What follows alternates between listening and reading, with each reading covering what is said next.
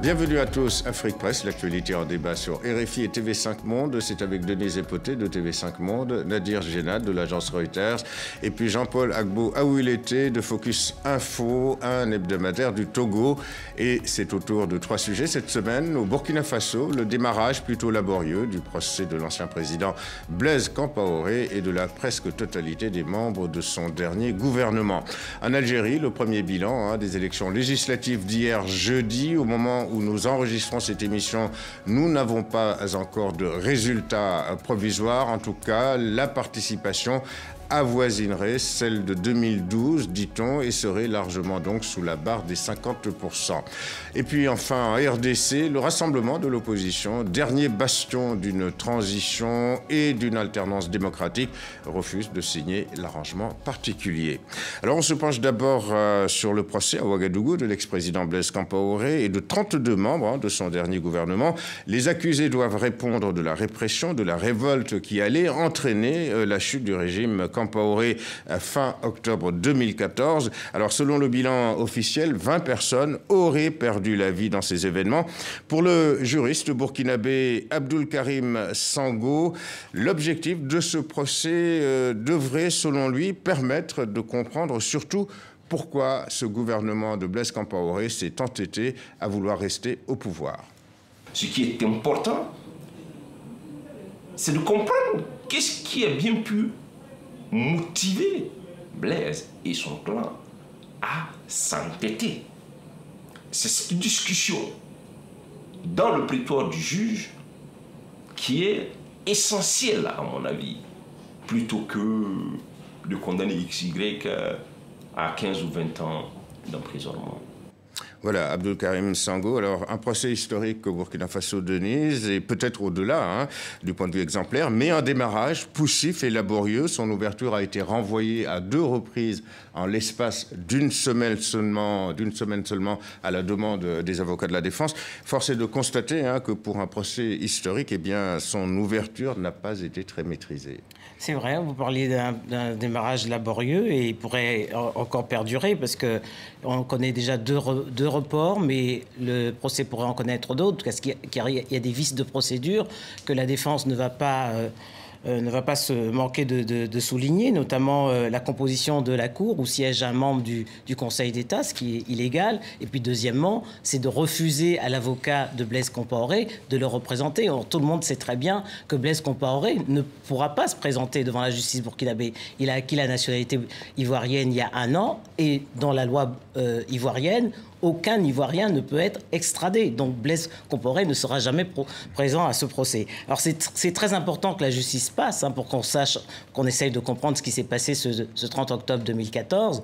Mais il ne faudrait pas que ce soit une justice sélective. Car aujourd'hui, seules les victimes de l'insurrection sont prises en compte, alors qu'il y a aussi des victimes qui ont subi cette insurrection. Et ce sont des Burkinabés au même titre que les autres. Voilà. Et par ailleurs, le Premier ministre aussi peut se retrancher. Le Premier ministre de l'époque, qui conduisait donc ce gouvernement et notamment ce Conseil des ministres, au cours duquel la décision a été prise de réprimer justement ces manifestations par le RSP, pourrait également se retrancher derrière un décret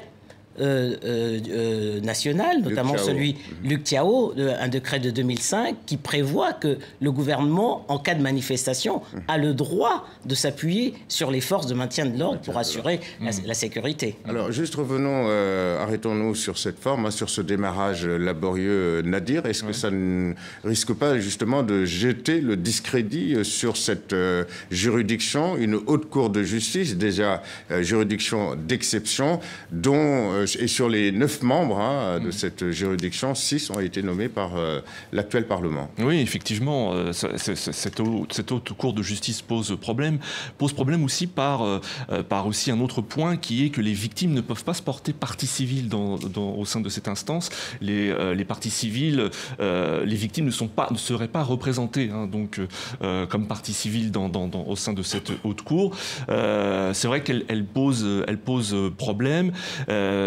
Mais en tout cas, il faut quand même saluer ce procès, qui est un procès historique, même si le démarrage est difficile, parce qu'il lance un message. Je pense, il lance un message auprès des opinions publiques, auprès des dirigeants africains, c'est qu'aujourd'hui, il sera très difficile pour un président en exercice de vouloir modifier la Constitution et se représenter. Donc on a vu que ça a été tragique pour le Burkina Faso, parce qu'il y a des victimes, mais on peut espérer que des condamnations soient prononcées, que des personnes soient condamnées, et on peut regretter aussi qu'effectivement que l'ancien président Compaoré, qui se trouve en Côte d'Ivoire, ne puisse pas assister à ce procès, et que s'il est condamné, effectivement, comme il a acquis la nationalité ivoirienne, il ne pourra pas être extradé. Voilà. Alors, il est indéniable, Jean-Paul, que Blaise Compaoré, effectivement, ne se présentera pas à son procès. Il est discutable, effectivement, que la Cour refuse que son avocat le représente. Alors, Blaise Compaoré est depuis 2 ans et demi en exil quasiment doré, en Côte d'Ivoire, et surtout placé sous la protection des dirigeants de ce pays, des hauts dirigeants de Côte d'Ivoire, à qui il a rendu pas mal de services par le passé.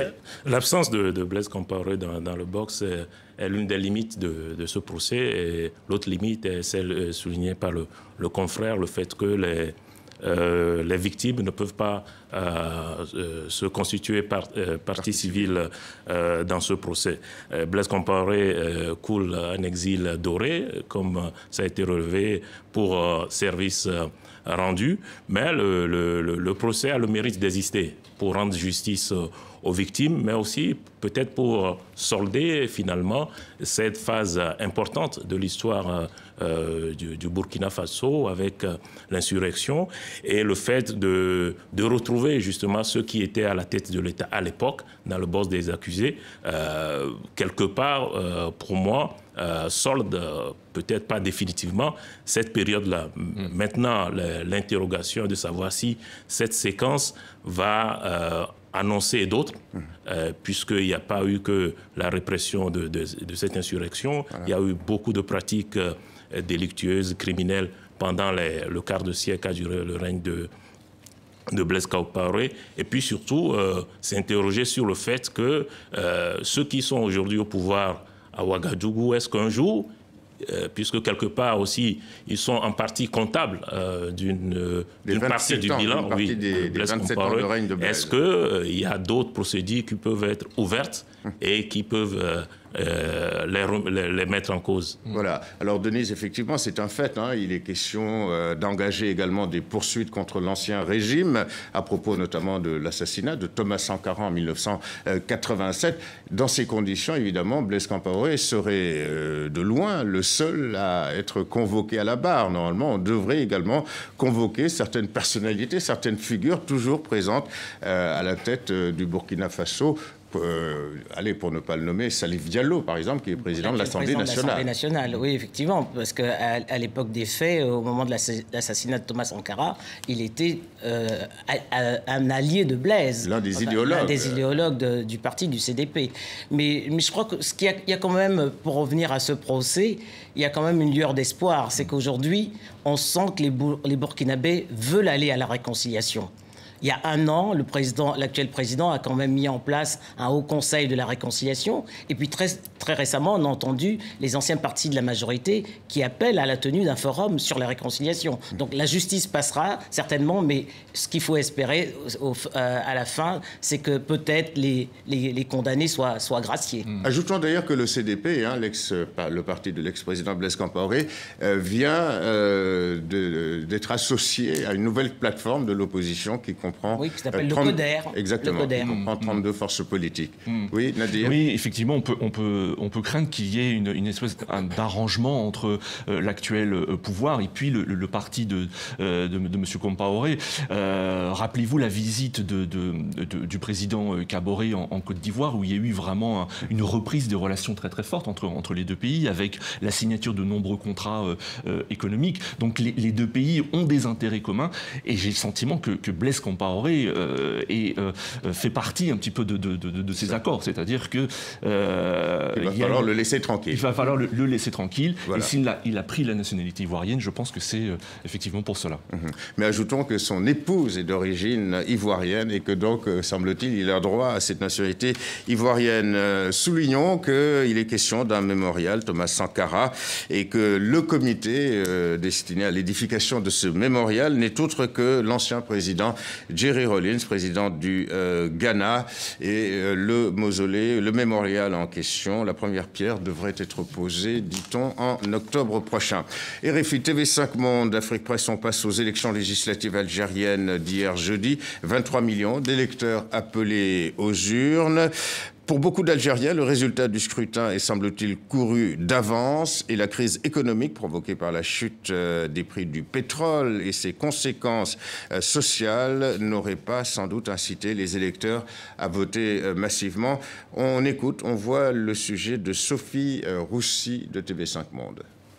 Si les affiches électorales ont envahi les rues d'Alger, les préoccupations sont ailleurs. Trouver un emploi et subvenir au quotidien. Car depuis plusieurs mois, les taxes augmentent, les subventions baissent et le chômage grimpe. Surtout chez les jeunes. L'Algérie est un pays de jeunes, mais 26% sont sans emploi. C'est ça le paradoxe de l'Algérie, c'est que c'est un pays extrêmement riche, mais dont la distribution se fait de manière totalement chaotique, pas très coordonnée et pas rationnelle. On a quand même une jeunesse qui est la plus touchée par le chômage, avec parfois des taux de chômage dans certaines classes d'âge qui peuvent atteindre 60% dans certaines régions, dans certaines zones du pays, ce qui est considérable, ce qui évidemment est une bombe à retardement. En témoigne la grogne sociale qui s'est emparée de plusieurs wilayas ces derniers temps. Car pendant de longues années, l'Algérie a compté sur sa rente pétrolière. Les hydrocarbures, le sang de l'économie, 60% des recettes de l'État. Mais ces recettes fondent. Le prix du baril chute et le pays propose peu d'alternatives. Maintenant que le pays est dans une situation sur le plan des recettes budgétaires qui est beaucoup plus délicate, évidemment c'est beaucoup plus difficile de faire des réformes parce qu'il n'y a pas la possibilité de mettre par exemple en place des filets sociaux parce qu'on sait très bien comment ça va se passer. Il faut dégraisser dans les grandes entreprises publiques, il faut donner de la cohérence d'ensemble à l'économie algérienne. Aujourd'hui on ne fabrique même pas une petite cuillère en Algérie. L'Algérie importe beaucoup et fabrique peu de produits de première nécessité. Un virage radical doit être insufflé au risque de voir la situation dégénérer à la vénézuélienne. Voilà, les précédentes législatives de 2012 en Algérie avaient été marquées par une forte abstention, 43% de taux de participation seulement à l'époque, d'après les chiffres officiels, lesquels étaient contestés d'ailleurs. Alors, au moment où nous enregistrons Afrique Presse, encore une fois, ce vendredi matin, eh bien, les résultats du vote, les résultats provisoires ne sont pas connus, mais la participation devrait avoisiner au mieux celle du précédent scrutin, donc très nettement sous la barre des 50%. D'abord, un mot, Denise Epoté, à propos de l'apparition du président Bouteflika en chaise roulante, en train de voter, sa première apparition publique depuis sa réélection controversée de 2014. C'est bien la preuve que l'objectif principal de ces législatives, c'est encore d'envoyer un message à la communauté internationale pour lui dire que malgré l'état de santé de Bouteflika, le pays est tenu et puis surtout le calendrier électoral est respecté. Mais tout le monde sait très bien, vous le rappelez, le taux d'abstention sera certainement identique à celui ou supérieur à celui de 2012. Mais depuis 2014, depuis la dernière présidentielle, les Algériens se désintéressent totalement de la politique. Aujourd'hui, l'enjeu, c'est de voir comment le FLN et le RND vont pouvoir s'accorder sur une plateforme pour pouvoir gérer justement cette crise socio-économique dont parlait le chercheur dans le reportage, mais surtout pour commencer à préparer l'après-Bouteflika. Alors, crise socio-économique, immobilisme politique, Nadir, où va l'Algérie? Est-ce qu'à l'aune de ces élections législatives, on peut s'attendre à un déclic ou est-ce que, après tout, les résultats, une fois de plus, sont courus d'avance? Oui, alors, il faut dire que pour les Algériens, s'il n'y a pas d'enjeu, c'est qu'en Algérie, l'Assemblée nationale a très peu de pouvoir. C'est juste une chambre d'enregistrement des décisions qui sont prises par le président de la République. Et les Algériens algérien s'intéresse uniquement à l'état de santé de l'actuel président Abdelaziz. Pardonnez-moi, sauf si l'Assemblée était dominée par l'opposition. Sauf si l'Assemblée était dominée par l'opposition, mais on voit mal l'opposition donc dominer cette Assemblée. On se dirigerait vers une Assemblée identique à celle de 2012, à savoir les partis faisant membres de la coalition, le FLN et le RND. L'interrogation se posera un peu sur le score que réaliseront les partis islamistes, mais on se dirigerait vers une Assemblée identique.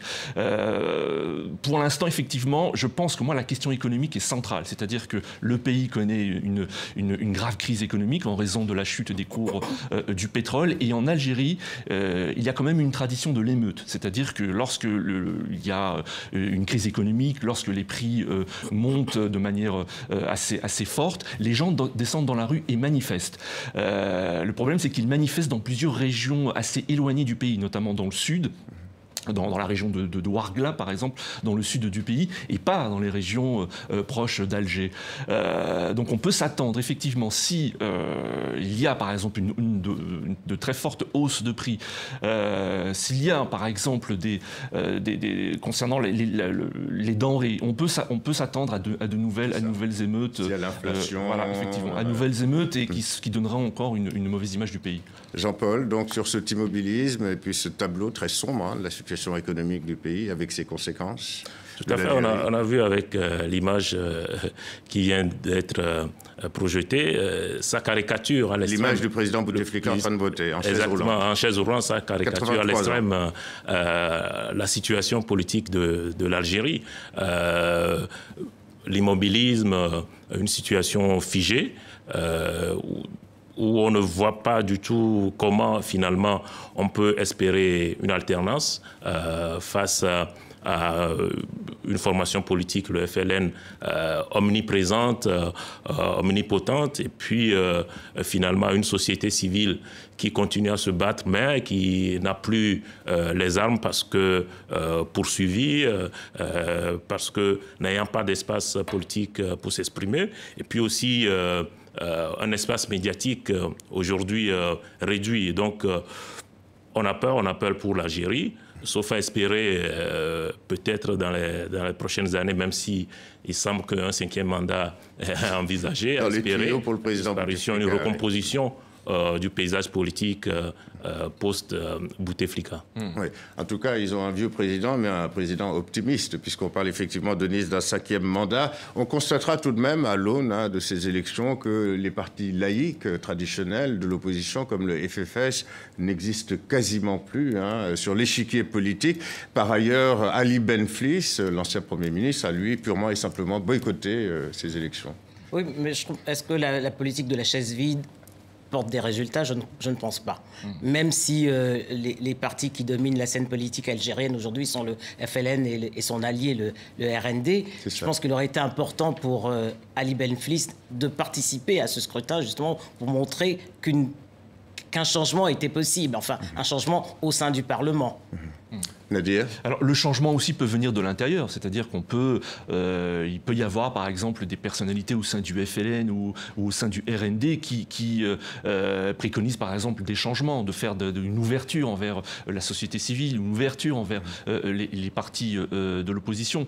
Ce n'est pas à exclure. Il y a quand même des personnalités au sein de cette mouvance présidentielle qui seraient plus favorables, par exemple, à une ouverture vers l'opposition, à faire certaines réformes. Donc ce n'est pas à exclure, mais effectivement, là pour l'instant, la situation est assez figée. Et comme je le disais au début, c'est l'état de santé du président Bouteflika qui préoccupe essentiellement les Algériens. La grande interrogation aussi, c'est que va faire la classe militaire, effectivement, l'appareil militaire. L'appareil militaire. Voilà, et l'on passe au dernier sujet d'Afrique Presse, la RDC, la République démocratique du Congo, et le feuilleton de la pré-transition, si l'on peut dire, après la nomination controversée par le président Joseph Kabila de Bruno Tshibala comme nouveau Premier ministre. La majorité présidentielle ainsi qu'une fraction de l'opposition ont adopté l'arrangement particulier censé ordonner cette transition, mais les forces du rassemblement autour de Félix Tshisekedi, Pierre Lumbi et Moïse Katumbi, toujours en exil, refusent de signer le texte. En gros, Denise, ces personnalités estiment que rien n'a bougé depuis l'accord politique du 31 décembre 2016, négocié, comme on le sait, sous la houlette des évêques catholiques congolais.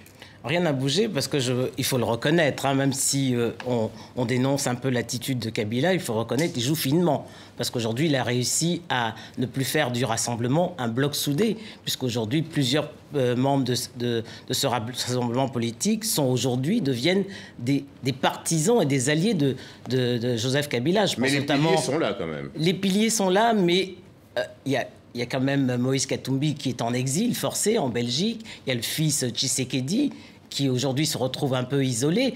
Mais Vital Kamerhe milite pour un arrangement particulier. On notera au passage que cette crise congolaise a permis d'enrichir notre vocabulaire politique parce qu'après le glissement, maintenant voici l'arrangement particulier. Il y a le président du Sénat qui est aujourd'hui aussi un modéré, Kengo Watondo. Mais il y a également un ancien de l'époque Mobutu. Mais il y a surtout le demi-frère de Moïse Katumbi, Katebe Katondo, qui aujourd'hui soutient cet arrangement particulier. Donc, un drame shakespearien. Un drame shakespearien. On voit bien que Kabila a finement joué. Mais est-ce qu'il arrivera au terme de cette année qu'avait arrêté l'accord de la Saint-Sylvestre, c'est-à-dire fin 2017, à reconnaître qu'aujourd'hui, le glissement lui avait permis d'arriver jusqu'en décembre 2017, mais qu'il faut organiser des élections, je crois qu'il n'en prend pas le chemin. Et on ne voit personne aujourd'hui pour lui forcer la main. Voilà, alors le président Kabila, la majorité, cette fraction de l'opposition qui aujourd'hui est devenue quasiment son meilleur allié, donc s'achemine à marche forcée vers cette transition. Ces élections restent tout à fait aléatoires à la fin de l'année. Alors, comment, je dirais, ramener les compteurs à zéro? Comment sortir de l'impasse? Comment permettre une transition inclusive avec le rassemblement? Alors, il y a Martin Fayoulou, un des leaders de l'opposition, qui en appelle aujourd'hui au Conseil de sécurité de l'ONU. Mais que peut faire l'ONU là où la Cinco, les évêques du pays, finalement, ont échoué à faire entendre raison à Kabila et à ses partisans? Effectivement, la communauté internationale a déjà réagi à de nombreuses reprises face à la situation en RDC. La France, les États-Unis, d'autres pays. Et effectivement, comme vous le disiez, le président Kabila reste insensible. Mais il faut quand même souligner que moi, j'ai le sentiment quand même que les deux parties sont perdantes. À la fois, que vaudra cet accord s'il est signé sans l'opposition, mais aussi l'opposition, si elle est exclue du jeu, reste aussi à la marge. Moi, j'ai le sentiment que l'Église a encore un rôle à jouer. Et d'ailleurs, c'est ce qui a choqué une partie de l'opposition, parce que cet accord, cet arrangement particulier a été signé devant les deux chambres, à la fois devant le Parlement et le Sénat. Mais il n'a pas été approuvé par la Cinco. Il n'a pas été approuvé par la Cinco. Je pense que l'Église a un rôle à jouer, peut encore continuer son rôle de facilitateur et de médiateur à condition que Kabila l'écoute, parce qu'elle a adressé un courrier à Kabila et elle attend toujours la réponse. Elle attend toujours la réponse. Jean-Paul? Oui, moi ce qui m'inquiète, c'est le risque d'un tête-à-tête entre le pouvoir et la rue, puisque aujourd'hui, comme ça a été bien expliqué, Kabila a réussi à diviser l'opposition, et comme ça se passe souvent en Afrique, sur des questions, sur des enjeux de pouvoir, il a suffi de la question du poste de Premier ministre, de la place du président du Conseil national de suivi pour que l'opposition, le beau regroupement s'éclate. Donc aujourd'hui, le risque, effectivement, comme le fils de Tshisekedi l'a relevé, c'est que le pouvoir se retrouve en face de la rue. Alors, le rôle du Conseil de sécurité, j'y crois pas trop. Mais la Cinco, est-ce que la Cinco peut être remise dans le jeu, puisque la majorité présidentielle a l'air de dire que la Cinco s'est décrédibilisée en prenant fait et cause pour l'opposition. Donc on en doute. On a eu la médiation de l'UA par Edem Kodjo qui n'a pas abouti. Donc effectivement, on ne sait pas trop comment à la quel situation sens se va vouer, évoluer. voilà, pour utiliser un mot d'église. Le représentant des Nations Unies a quand même entériné cet arrangement oui, il a pris acte, dit-il. Mais il y a un rapport de l'ONU qui doit paraître le 15 mai. Alors, un point important, Denise, avant de refermer cette édition d'Afrique Presse, c'est ce rapport de la Cinco à propos du cas de Moïse Katumbi. Le document, donc, qui a été une enquête des évêques, qui a été remis à Joseph Kabila fin mars et qui démontre l'ensemble des affaires politiques qui ont contraint à l'exil l'ancien gouverneur du Katanga. Et ce rapport conclut un règlement de compte purement politique. Absolument. Et demande que Moïse Katumbi rentre en RDC en homme libre pour pouvoir justement se défendre devant la justice congolaise. Aujourd'hui, Kabila n'a toujours pas répondu à la lettre que lui ont adressée les évêques. C'est mauvais signe C'est un mauvais signe, je pense. Voilà. Oui, Nadir, à propos donc de ce rapport, d'ailleurs, qui avait été rédigé dans le cadre de la décrispation. Oui. Moi, je dirais que Moïse Katumbi est quand même, après la mort d'Étienne Tshisekedi, quand même la figure de l'opposition aujourd'hui, et il a un rôle à jouer s'il rentre au pays, mais bien entendu, faut-il qu'il y ait des garanties à la fois pour sa sécurité et pour son avenir, qu'il puisse s'exprimer et puis débattre sereinement en RDC. Aujourd'hui, ces conditions-là ne sont pas réunies. Et effectivement, le président n'a pas répondu à cette lettre. En deux mots, l'affaire Katumbi. Effectivement, pour la décrispation de la crise en RDC, Moïse Katumbi doit être considéré comme l'un des acteurs majeurs et remis aussi dans le jeu politique. Il faut espérer que le président de l'Union africaine reprenne la main sur ce dossier. Voilà, autrement dit, le président guinéen Alpha Condé. C'est la fin de cette émission. Merci Denise Epoté, Nadir Génat et à vous Jean-Paul Agbo Awilete, ainsi qu'aux équipes techniques et rédactionnelles d'Afrique Presse. Cette édition est à retrouver sur les sites internet de RFI et de TV5 Monde. Grand merci de votre fidélité à Afrique Presse.